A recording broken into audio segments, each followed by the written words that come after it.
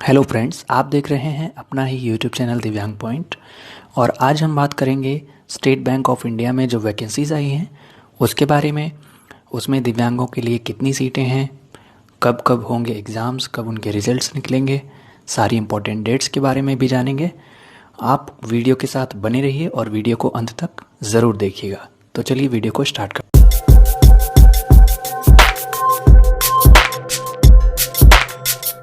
हम जान लेते हैं कि इसकी इम्पॉर्टेंट डेट्स क्या हैं।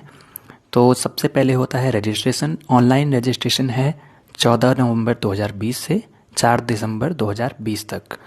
और एप्लीकेशन फ़ीस की भी यही डेट्स हैं, 14 नवंबर 2020 से 4 दिसंबर 2020 तक।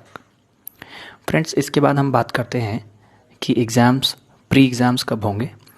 तो आप देख सकते हैं प्रीलिमिनरी एग्जामिनेशन कॉल लेटर्स ये आएंगे आपके 3rd week of December 2020 onwards, यानी कि 3 दिसंबर 2020 के बाद आपको प्री एग्ज़ाम के एडमिट कार्ड मिल जाएंगे।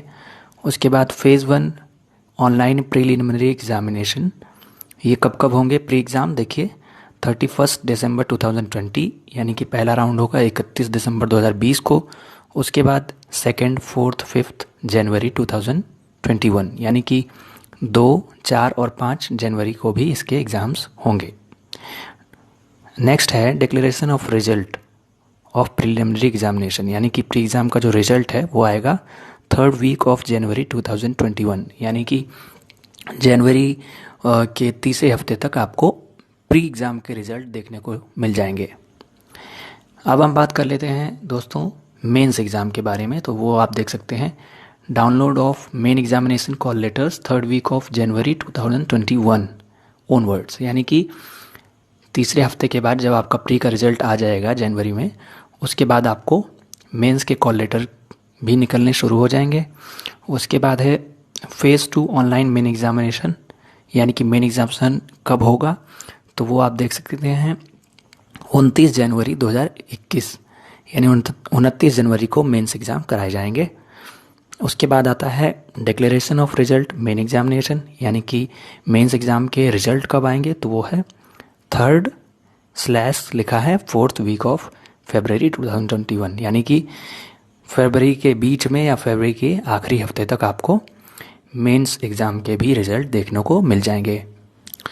दोस्तों, अब हम बात कर लेते हैं इंटरव्यू की, यानी कि जो फेज़ 3 होता है उसके कॉल लेटर्स कब आएंगे। तो download of call letters phase 3 यह है 3rd और 4th week of February 2021 onwards, यानी कि जैसे ही मेंस के रिजल्ट्स आएंगे 3rd या 4th वीक में फरवरी में, उसके बाद आपको इंटरव्यू के कॉल लेटर भी देखने को मिल जाएंगे। उसके बाद है फेज़ 3 इंटरव्यू और इंटरव्यू ग्रुप एक्सरसाइज फरवरी मार्च 2021, यानी कि फरवरी के आखिरी में या मार्च में आपको ग्रुप डिस्कशन और इंटरव्यू के लिए बुलाया जाएगा। अगला है declaration of final result last week March 2021, यानी पूरा फाइनल रिजल्ट है जिसमें आपका सिलेक्शन होता है और मेंस और इंटरव्यू के सबके मार्क्स ऐड किए जाते हैं। वो फाइनली जो रिजल्ट डिक्लेयर होगा वो मार्च के आखिरी हफ्ते में आपको देखने को मिलेगा। दोस्तों, अब हम बात करते हैं कि एप्लीकेशन फ़ीस कितनी लगेगी। तो आप देख सकते हैं लिखा है application fees for PWD nil/0, यानी कि अगर आप PWD हैं, आप दिव्यांग हैं, तो आपको इस एप्लीकेशन को भरने के लिए कोई भी फ़ीस नहीं देनी है। ठीक है, आगे हम बात करते हैं एलिजिबिलिटी क्राइटेरिया, यानी कि अगर आप इस पोस्ट के लिए अप्लाई कर रहे हैं तो आपके पास क्या योग्यता होनी चाहिए। तो यहाँ आप देख सकते हैं क्वालिफ़िकेशन एज ऑन 31 दिसंबर 2020, यानी कि आपकी जो योग्यता है वो 31 दिसंबर 2020 से पहले की होनी चाहिए। Graduation in any discipline from a recognised university, यानी कि आप भारत की किसी भी यूनिवर्सिटी से जिसको सरकार पहचानती हो, जिसको मान्यता प्राप्त हो, उस यूनिवर्सिटी से आप ग्रेजुएट हों, चाहे आप BA किए हों, BSc किए हों या BCom किए हों, कोई भी कोर्स आपने ग्रेजुएशन का अगर किया है, किसी भी भारत की मान्यता प्राप्त यूनिवर्सिटी से किया है और उसका रिज़ल्ट 31 दिसंबर 2020 से पहले आ चुका है, तो आप इस फॉर्म को अप्लाई कर सकते हैं। दोस्तों, नेक्स्ट है एज लिमिट एज ऑन 1/4/2020, यानी कि 1 अप्रैल 2020 से पहले एज के बारे में जो नियम है वो लागू होंगे। अब नियम क्या है, नॉट बिलो 21 ईयर्स ओल्ड, यानी कि आप 21 साल से कम के नहीं होने चाहिए, and not above 30 years old, और ना ही 30 साल से ऊपर के होने चाहिए। मतलब यदि आपकी उम्र 1 अप्रैल 2020 को 21 साल से अधिक है और 30 साल से कम है तो आप फ्रीली ये फॉर्म भर सकते हैं। लेकिन अब कुछ एज रिलैक्सेशन भी होता है कुछ कैटेगरीज़ के लिए, उसके बारे में बात करते हैं। तो अगर आप SC और ST हैं तो आपको 5 ईयर्स का रिलैक्सेशन मिलेगा, मतलब आप 35 साल तक भी इस फॉर्म को भर सकते हैं। अगर आप OBC कैटेगरी से हैं तो आपको 3 साल का रिजर्वेशन मिलेगा, यानी कि आप 33 ईयर्स तक इस फॉर्म को भर सकते हैं। अगर आप PWD हैं और साथ में SC ST भी हैं, दोनों चीज़ें हैं, तो आपको 15 ईयर्स यानी 15 ईयर्स का आपको रिलैक्सेशन मिलेगा, यानी आप 45 ईयर्स तक इस फॉर्म को भर सकते हैं। अगर आप PWD के साथ OBC भी हैं तो आपको 13 ईयर्स का रिलैक्सेशन, यानी आप 43 ईयर्स तक इस फॉर्म को भर सकते हैं। अगर आप PWD जनरल यानी कि अगर आप EWS कैटेगरी से हैं या फिर जनरल कैटेगरी से हैं और साथ में PWD हैं, तो ऐसी स्थिति में आपको 10 ईयर्स यानी 10 वर्षों का रिलैक्सेशन मिलेगा, यानी कि आप 40 वर्ष तक भी इस फॉर्म को भर सकते हैं। दोस्तों नेक्स्ट हम देख लेते हैं वैकेंसीज़, यानी कि कितनी सीटें किस कैटेगरी के लिए आई हैं। तो आप देखिए टोटल वैकेंसीज़ जो हैं वो 2000 है, लिखा हुआ है यहाँ पर। और अब हम कैटेगरी वाइज बात करते हैं। तो LD का मतलब होता है लोकोमोटर डिसेबिलिटी, जिनको हाथों में या पैरों में प्रॉब्लम होती है, तो उनके लिए हैं 20 सीटें। फिर है VI यानी विजुअली इम्पेयर्ड, जिन्हें देखने में समस्या होती है या बिल्कुल भी नहीं देख सकते, ऐसे लोगों के लिए भी 20 सीटें हैं। फिर है HI यानी हेयरिंग इम्पेयर्ड, यानी जिन्हें सुनने में समस्या होती है, उनके लिए भी 20 सीटें हैं। और फिर लिखा है D&E 20 सीटें। इसका मतलब यह है कि इन तीनों कैटेगरी के अतिरिक्त जो विकलांगताएं होती हैं, जो दिव्यांगताएं होती हैं, जैसे कि कैंसर है, या मतलब जो 2016 के कानून में डिसेबिलिटीज़ बढ़ाई गई हैं, उन सब के लिए भी 1% रिजर्वेशन होता है।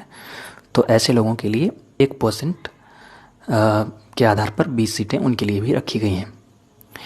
अब बैकलॉग की बात करते हैं। कुछ सीटें बैकलॉग में भी हैं, यानी कि जो पहले वैकेंसीज आती थी उनमें नहीं भरी गई, तो उनमें कितनी सीटें बची हैं। तो उनमें सिर्फ 2 कैटेगरीज़ के लिए सीटें बची हैं।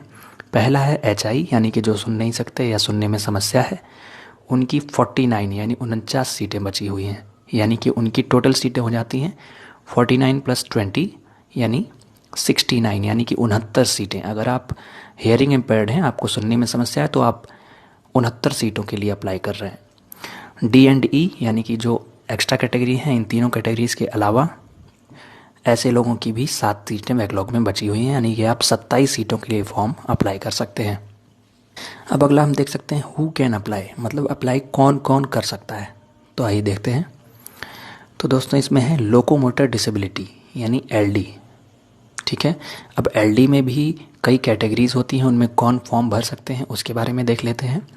तो पहली कैटेगरी है OA का मतलब होता है 1 आर्म अफेक्टेड, यानी कि एक हाथ में अगर समस्या है तो उस कैटेगरी को OA बोलते हैं, और वो राइट हैंड में भी हो सकती है, लेफ्ट हैंड में भी हो सकती है।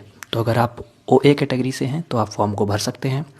दूसरा है OL यानी 1 लेग अफेक्टेड, यानी कि अगर आपको एक पैर में समस्या है, चाहे राइट में हो या लेफ्ट में, तो भी आप इस फॉर्म को भर सकते हैं। तीसरी कैटेगरी है OAL यानी 1 आर्म एंड 1 लेग अफेक्टेड, यानी कि अगर आपके एक हाथ और एक पैर में समस्या है, चारों में से किन्हीं 2 में समस्या है, तो भी आप इस फॉर्म को भर सकते हैं। लेकिन बोथ हैंड नहीं होना चाहिए, 1 आर्म एंड 1 लेग होना चाहिए। चौथी कैटेगरी है BL यानी both legs affected but not arms. तो यहाँ देख सकते हैं आप लिखा है कि बोथ लेग्स अफेक्टेड, यानी कि अगर आपके दोनों पैर अफेक्टेड हैं, दोनों पैरों में समस्या है, तो आप इस फॉर्म को भर सकते हैं, बट नॉट आर्म्स। लेकिन अगर दोनों आर्म्स में समस्या है, यानी दोनों हाथ में आपके समस्या है, तो आप इस फॉर्म को नहीं भर सकते हैं। अगली कैटेगरी की बात करते हैं जो कि है विजुअली इम्पेयर्ड यानी VI। इसमें 2 कैटेगरीज़ होती हैं मुख्य रूप से। पहली होती है ब्लाइंडनेस, जो बिल्कुल भी नहीं देख सकते, और दूसरी होती है लो विज़न, जो हल्का फुल्का देख सकते हैं। तो VI कैटेगरी में ये दोनों ही लोग, दोनों ही तरीके के दिव्यांग इस फॉर्म को भर सकते हैं। अगला है हेयरिंग इम्पेयर्ड यानी HI, इसमें भी दो कैटेगरीज होती हैं। पहला होता है डेफ यानी कि पूरी तरह से जो सुन नहीं सकते। दूसरा होता है हार्ड ऑफ हेयरिंग यानी जिन्हें थोड़ी बहुत समस्या होती है सुनने में या कम सुनाई पड़ता है। तो ये दोनों कैटेगरीज के लोग इस फॉर्म को भर सकते हैं। अब हम बात करते हैं use of scribe and compensatory time. अब दोस्तों आप जानते हैं कि जो देख नहीं सकते यानी कि जो विजुअली इम्पेयर्ड होते हैं उन्हें स्क्राइब रखने की छूट मिलती है, और जिनका हाथ अफेक्टेड होता है या राइटिंग हैंड अफेक्टेड होता है या उनकी स्पीड बहुत ज़्यादा स्लो होती है तो ऐसे लोगों को भी स्क्राइब रखने की अनुमति मिलती है। अब उसके लिए क्या क्या नियम है वो देखते हैं। हु कैन हैव यानी कि हु कैन हैव स्क्राइब, कौन कौन स्क्राइब रख सकते हैं, तो वो देखिए VI and with slow speed यानी कि विजुअली इम्पेयर्ड जो देख नहीं सकते और जिनकी स्पीड बहुत ज़्यादा स्लो है, ऐसे लोग स्क्राइब रख सकते हैं। अब उसके लिए रूल्स क्या हैं। The following rules will apply, यानी कि जो स्क्राइब रखेंगे उनके लिए दो रूल्स हैं बेसिकली। पहला है 20 मिनट्स एक्स्ट्रा पर आवर, यानी कि अगर 1 घंटे का एग्ज़ाम है तो आपको 1 घंटा 20 मिनट मिलेगा, यानी हर घंटे पर 20 मिनट एक्स्ट्रा ऐसे लोगों को मिलेगा जो स्क्राइब रखेंगे। दूसरा है शुड हैव ओन स्क्राइब, यानी कि आपको स्क्राइब बैंक की तरफ से नहीं मिलेगा। स्टेट बैंक आपको स्क्राइब प्रोवाइड नहीं कराएगा, आपको अपना खुद का स्क्राइब लेकर जाना होगा और उसका खर्चा वगैरह जो भी होगा वो आपको ही देना होगा। नेक्स्ट हम बात कर लेते हैं मैक्सिमम नंबर ऑफ चांसेस। अब दोस्तों आप सब हो सकता है आप में से कई लोग ऐसे होंगे जो इस फॉर्म को कई बार भर चुके होंगे, उनका नहीं निकला होगा। तो उसके लिए मैं बता दूं कि आप कितने बार तक स्टेट बैंक ऑफ इंडिया के फॉर्म को भर सकते हैं, और ये हर कैटेगरीज के लिए अलग अलग है। तो चलिए जानते हैं। पहला है जनरल/EWS, यानी कि अगर आप जनरल कैटेगरी से हैं या फिर आप EWS कैटेगरी से हैं तो आप इस फॉर्म को मैक्सिमम 4 बार अप्लाई कर सकते हैं। दूसरा जनरल/EWS PWD, यानी कि अगर आप जनरल और EWS कैटेगरी से हैं लेकिन साथ में आप दिव्यांग हैं तो आप इस फॉर्म को 7 यानी 7 बार अप्लाई कर सकते हैं। तीसरी है OBC कैटेगरी, यानी कि अगर आप OBC से हैं तो भी आप इस फॉर्म को 7 यानी 7 बार अप्लाई कर सकते हैं। चौथा है OBC PWD, यानी अगर आप OBC हैं और साथ में PWD यानी कि दिव्यांग हैं तो भी आप इसको 7 यानी 7 बार अप्लाई कर सकते हैं। नेक्स्ट है SC ST PWD या ST और ST PWD, यानी अगर आप चाहे शेड्यूल कास्ट हैं और चाहे शेड्यूल कास्ट के साथ PWD यानी कि दिव्यांग हैं। दूसरा, चाहे आप शेड्यूल ट्राइब हैं या शेड्यूल ट्राइब के साथ आप PWD हैं यानी कि दिव्यांग हैं। इन चारों ही स्थितियों में नो रिस्ट्रिक्शंस, यानी कि आप कितने भी बार इस फॉर्म को भर सकते हैं। आपको ये वीडियो पसंद आई है तो वीडियो को लाइक कीजिए, कमेंट कीजिए। अगर आपको कुछ समझ नहीं आया तो आप पूछ भी सकते हैं, हमें सजेस्ट कर सकते हैं कि हम भविष्य में कैसी वीडियो आपके लिए प्रोवाइड करें। आप चैनल को सब्सक्राइब कीजिए और बेल आइकन को भी प्रेस कर दीजिए ताकि आने वाली वीडियोज़ की नोटिफिकेशन डायरेक्ट आपको मिल सके। साथ में अपने फ्रेंड्स के साथ भी इस वीडियो को ज़्यादा से ज़्यादा शेयर कीजिए। मिलते हैं अगली वीडियो में, तब तक के लिए बाय।